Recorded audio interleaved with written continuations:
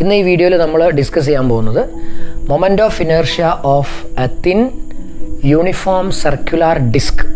Perpendicular axis തിയറത്തിൻ്റെയും parallel axis തിയറത്തിൻ്റെയും ഹെൽപ്പോടുകൂടി പല ആക്സിസുകൾക്ക് എബൌട്ടായിട്ട് ഒരു ഡിസ്കിനെ കറക്കുമ്പോഴുള്ള മൊമെൻ്റ് ഓഫ് ഇനേർഷ്യ എങ്ങനെയാണ് കണ്ടുപിടിക്കുക എന്ന് നോക്കാം.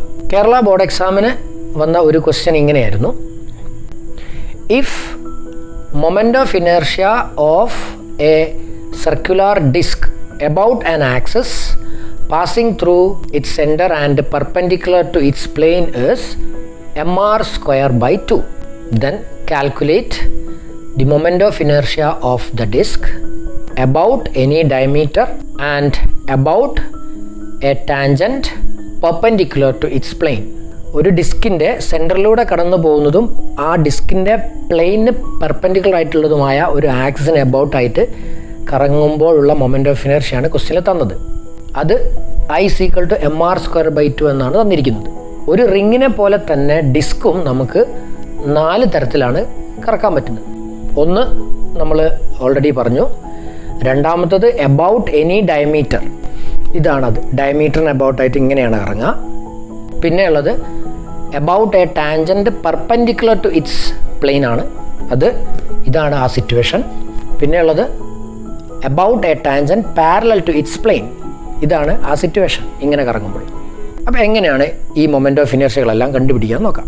ആദ്യം moment of inertia of the disc about any diameter. അപ്പോൾ ഈ ഡയഗ്രം നോക്കൂ.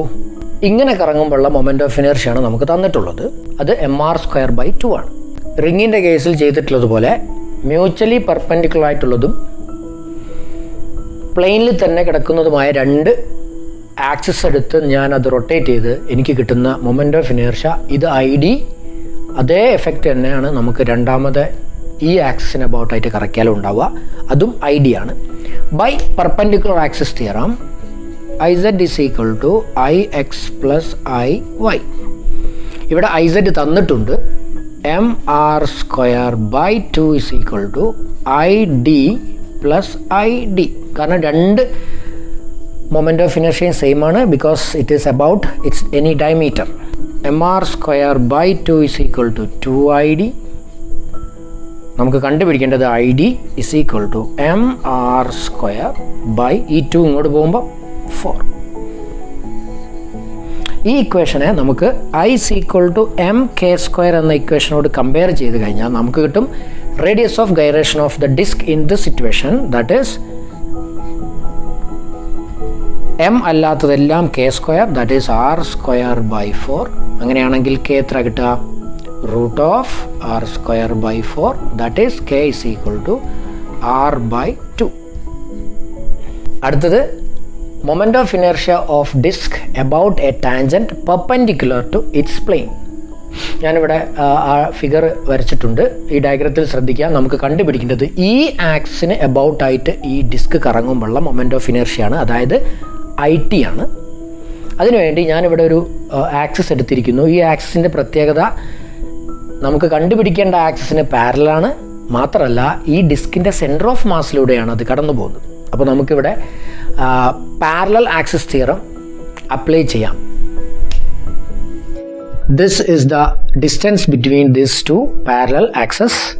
By parallel axis theorem, IZ = ICM + MD².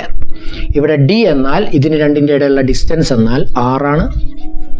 അപ്പോൾ നമുക്ക് IZ നമുക്ക് കണ്ടുപിടിക്കേണ്ടത് IZ-ന് പകരം IT എന്ന് കൊടുക്കുന്നു. നമുക്ക് കണ്ടുപിടിക്കേണ്ടത് ഇതാണ്.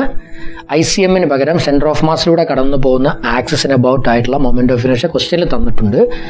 mr²/2 + mr², that is 3mr²/2.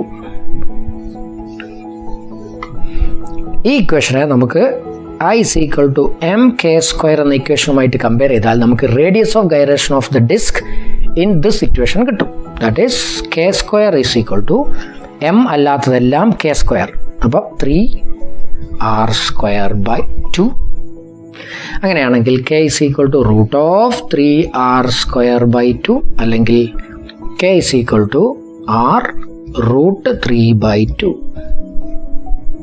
അടുത്തത് moment of inertia of disc about a tangent parallel to its plane. ഇവിടെ ആ സിറ്റുവേഷൻ ഞാനിവിടെ ഡ്രോ ചെയ്തിട്ടുണ്ട്. എനിക്ക് കണ്ടുപിടിക്കേണ്ടത് ഈ ആക്സിസിന് അബൌട്ട് ആയിട്ട് ഈ ഡിസ്ക് കറങ്ങുമ്പോഴുള്ള മൊമെന്റ് ഓഫ് ഇനേർഷ്യ ആണ്. ഓൾറെഡി നമ്മളൊരു ടാൻജന്റ് ഡിസ്കസ് ചെയ്തതുകൊണ്ട് ഞാൻ ഇതിനെ റെക്കഗ്നൈസ് ചെയ്യാൻ വേണ്ടി IT' എന്ന് വിളിക്കുന്നു. ഇവിടെ ഈ ആക്സിസിന്റെ പ്രത്യേകത എന്താ? അത് ഈ ആക്സിസിന് പാരലലുമാണ്, സെന്റർ ഓഫ് മാസിലൂടെയാണ് കടന്നു പോകുന്നത്. അപ്പോൾ നമുക്ക് ഇവിടെ പാരലൽ ആക്സിസ് തിയറം ഉപയോഗിക്കാം. According to parallel axis theorem IZ = ICM + MD². ഇവിടെ ആ രണ്ട് ആക്സിസുകൾക്കിടയിലുള്ള ഡിസ്റ്റൻസ് D ആണ് R. അപ്പോൾ നമുക്ക് IZ ഇവിടെ IT' നമുക്ക് കണ്ടുപിടിക്കേണ്ടത് IT' ആണ്. ICM എന്നാൽ mr²/4 ആണ്. നമ്മൾ കുറച്ച് മുമ്പ് ഡിസ്കസ് ചെയ്ത് കഴിഞ്ഞു. mr²/4 + mr². So IT' = 4 + 1 5 mr²/4.